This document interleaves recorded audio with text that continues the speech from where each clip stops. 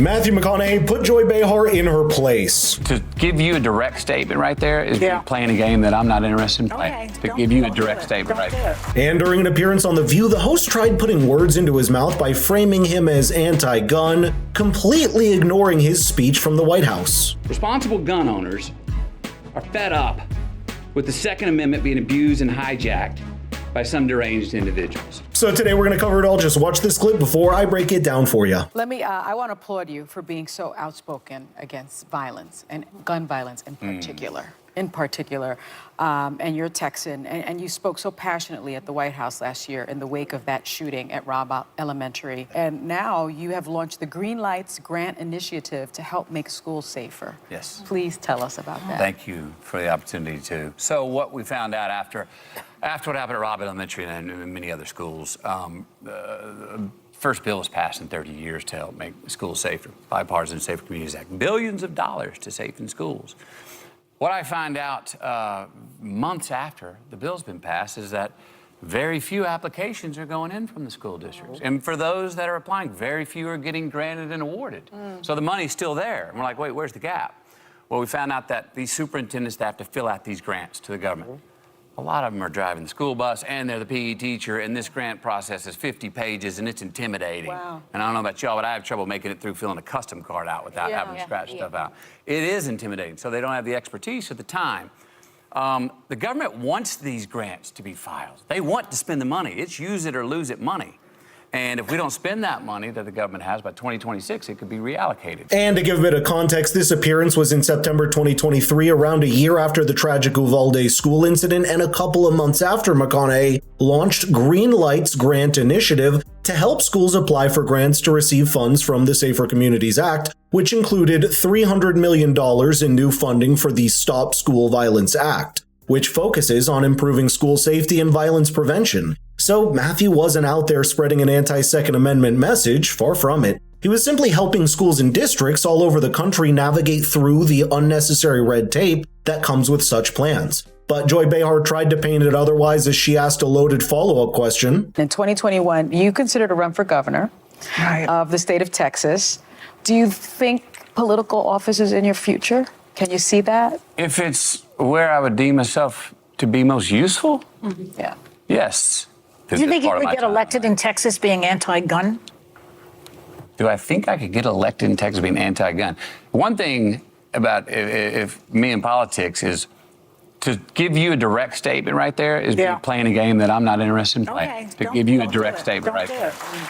And the way he looked away from Joy spoke 1,000 words, but that's how the media operates nowadays. They frame questions in a way that backs guests into a corner, hoping they won't push back. If the guest fumbles or says something that can be clipped out of context, then boom, they've got their viral moment. Make no mistake, this was a classic gotcha setup with two clear goals. First, they wanted to see if Matthew McConaughey would hint at a political run, and if he said yes, the next question, which party are you running under? The second goal here was fishing for a statement that could make Matthew sound anti-gun. As we all know by now, the left's favorite thing is parading a well-known celebrity echoing their narrative on air. And to further prove my point, here's McConaughey's actual statement from the White House, which Joy tried to twist as anti-gun. We heard from so many people, right?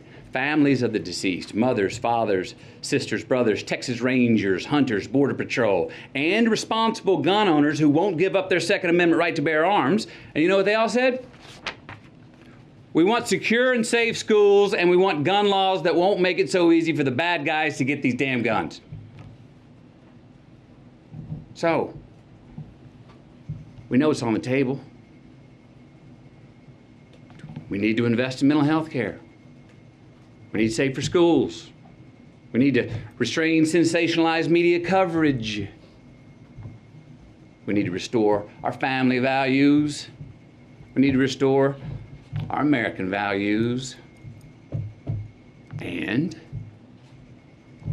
we need responsible gun ownership. I've got to go on a bit of a tangent here, but one of the reasons this speech went viral is because during the Biden years, we've seen very few strong, focused messages coming out of the White House. So when someone finally stepped up and delivered a clear, passionate, and composed speech, it caught everyone's attention. But you can clearly see that nothing Matthew said here made him anti-gun. He specifically called for what he described as responsible gun ownership, which is not about banning firearms or attacking the Second Amendment. It's about trying to find middle ground in an emotional, complicated debate. By the way, I've noticed you haven't liked the video or subscribed to the channel yet, so what are you waiting for? Matthew also pointed out the importance of not punishing law-abiding gun owners for the actions of criminals and said this. We need background checks.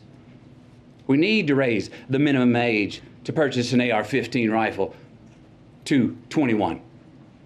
We need a waiting period for those rifles. We need red flag laws and consequences for those who abuse them. These are reasonable, practical, tactical regulations to our nation, states, communities, schools, and homes. Responsible gun owners are fed up with the Second Amendment being abused and hijacked by some deranged individuals. Exactly. As expected, since Matthew didn't plant his flag firmly on the side of the aisle, he was criticized by both. The left accused him of not going far enough, while the right claimed he was giving in to an anti-gun rhetoric, but what most people completely missed is that he wasn't trying to play politics. He was expressing his personal views shaped by his life experience. Rather than parroting talking points from either camp, McConaughey offered a more centrist approach, one that took valid concerns from both sides of the gun debate and tried to find a workable middle ground. That's what I believe in. It's rare in today's climate, which requires following whatever side says without giving it a second thought. But to wrap things up, we have Matthew explaining what it means to be a centrist, and he made some valid points. I've heard you call yourself aggressively centrist. Sure. What does that mean? All right, aggressively centrist. Well, those centrists aren't usually aggressive. oh, they didn't used to be. Yeah. They didn't used to be, right? I actually think being aggressively in the center now is a punk rock position. I think it's a rebellious position. And what I mean, to use a sports analogy, I love this analogy, is it's like playing free safety. You're in the middle of the field to see what play is run so you know whether to go right or to go left. Aggressively centric is read the play, react, and you go there and go, yep, it's a little bit of a red choice here. It's a little bit of a blue. That makes a lot of sense. You know what? Could you see yourself running for something? I mean, could you see yourself? Could I see? It's more of a larger question for me of is politics the category where I can be the most useful? Or can you do more outside like what you're doing here? There's a great question that I'm still answering. Everyone seems obsessed with whether or not Matthew McConaughey will run for office.